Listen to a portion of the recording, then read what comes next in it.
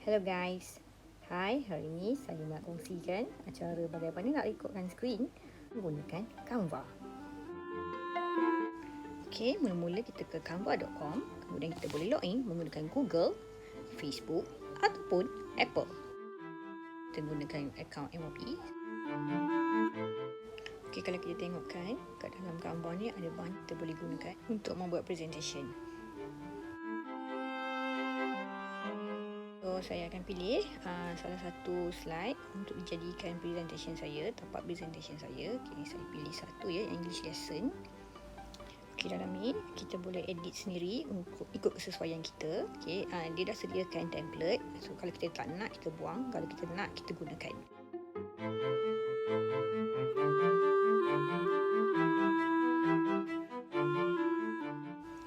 Dengan menggunakan Canva, dia ada dua cara untuk buat presentation. Yang pertama, presentation seperti biasa. So, kita tekan dekat present, kemudian kita copy link. So, dia dah copy, kita share link dengan orang yang kita mahukan. Kemudian orang yang dapat link kita akan dapat melihat kita punya slide. Okay? Mereka hanya boleh view saja, tak boleh edit. Okay, itu satu cara. Selain daripada itu, ada cara kedua. Kita boleh present dan record.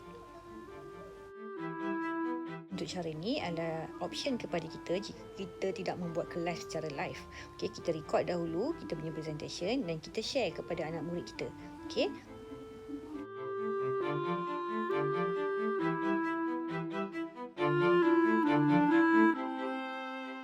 Apabila butang record ditekan, di slide tadi automatically akan mula merekod kita punya suara, dan kalau boleh dilihat di situ dalam skrin kita ada gambar kita.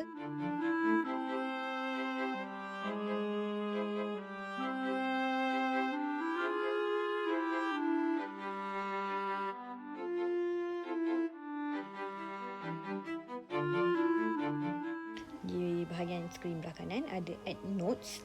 Kita boleh menulis apa-apa nota untuk rujukan kita semasa kita membuat presentation. Pause dan juga end recording. Jika kita nak berhenti, maka kita tekanlah butang pause. Jika kita sudah selesai membuat recording, jadi kita boleh stopkan recording. Kemudian Canva dengan automatically akan upload kita punya recording.